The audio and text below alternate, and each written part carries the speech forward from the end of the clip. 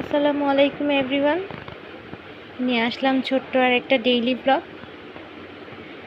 আজকের ব্লগটায় থাকছে এই যে সারাদিনের টুকটাক কর্মকাণ্ড আর বাচ্চার জন্য টিফিন বানানো।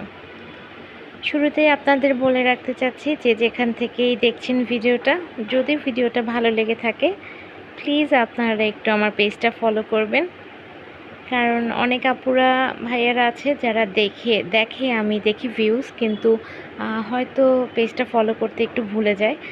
আমার যেহেতু পেজটা একদম নতুন, সো পেজটা ফলো করলে আমার জন্য খুবই উপকার হয়। আর এই তো সকাল সকাল মেয়েকে হচ্ছে একটা মাফিন আর হচ্ছে স্ট্রবেরি দিয়ে বসিয়ে দিলাম, যদিও সে মাফিনটা একটুও টাচ করেনি, শুধু স্ট্রবেরিটুকু খেয়েছে। তারপরে তার জন্য আবার আমার বানানা দিয়ে ওটস বানাতে হলো। তারপরে এটা খাইয়ে দিলাম, খাইয়ে দেন তাকে আমি একটু খেলনা দিয়ে চলে আসলাম ছেলের জন্য একটা স্মুদি বানাতে। যেহেতু সকাল সকাল ও স্কুলে যায়, ওরকম কিছুই খায় না। আর এখানে আমি হচ্ছে স্মুদিটা একটা বানানা একটু স্ট্রবেরি দিয়ে বানিয়ে রাখলে হয় কি, এই স্মুদিটা খেলে অনেকটা মানে পেটটাও ভরে, অনেক হেলদি একটা ড্রিঙ্কস খায় এসে। আর এই তো টুকটাক কাপ্রিস জমে গিয়েছে, খালা যেহেতু চলে গিয়েছে, এখন বাজে অলমোস্ট 12:30। সো এইটা আমাকে এখন ধুয়ে রাখতে হবে আর কি, না হলে জমে থাকবে। খালা যদি থাকতো তাহলে খালা ধুয়ে দিত। আর এই যে আমার ভাত রান্না হয়ে গিয়েছে, আর ওই পাশে আমি লতিটা রেখেছি, যে এই জায়গাটা ক্লিন হওয়ার পর আমি লতিটা ধুয়ে ফেলবো। খালা সুন্দর করে কুটে ধুয়ে দিয়ে গিয়েছে, তারপরে আমি আরেকটু ধুবো আর কি। আজকে চিংড়ি মাছ দিয়ে লতি রান্না করব, আর পটল ভাজা থাকবে। পটল ভাজাটা আমার খুবই ভালো লাগে, আর আমাদের বাসার মোটামুটি সবাই পছন্দ করে, বাচ্চারাও পছন্দ করে। এই জন্য দেখা যায় মাঝে মাঝেই পটল ভাজাটা করা হয়।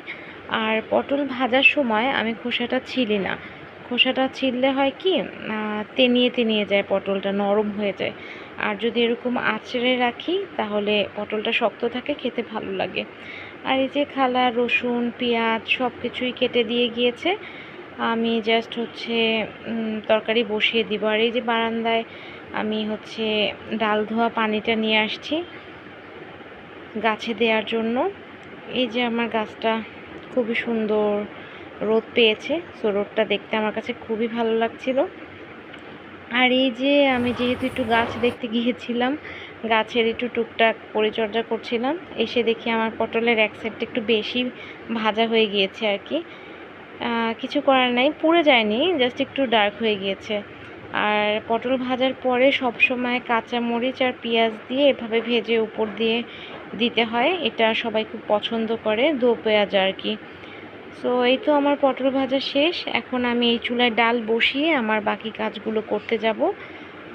এর ভেতরে আলহামদুলিল্লাহ আমার ছেলে চলে এসেছে। আর এই যে দুষ্টু বুড়িটা, ডাল ধোয়া পানিটা যে আমি ওখানে রেখেছি গাছে দিব, ও ডাল ধোয়া পানিটার সাথে খেলা শুরু করেছিল। মানে আমার মেয়ে খুবই পানি পছন্দ করে, আর এই জন্য ঠান্ডা লেগে যায় বারবার ওর। সো এই তো এই দইয়ের পাত্রটা আমি নিচে আর কি ফুটা করতে পারি নাই, এই জন্য খুব অল্প অল্প করে পানি দিই, তারপরও বাহির দিয়ে পড়ে যায়। দেখি মরিচ চারাটা যদি ভালোভাবে হয় তাহলে আমি টপ চেঞ্জ করে ফেলবো। আর এই যে আমার মানি প্ল্যান্টটা এত সুন্দর ঝোপালো হয়েছে, দেখতে খুবই ভালো লাগে।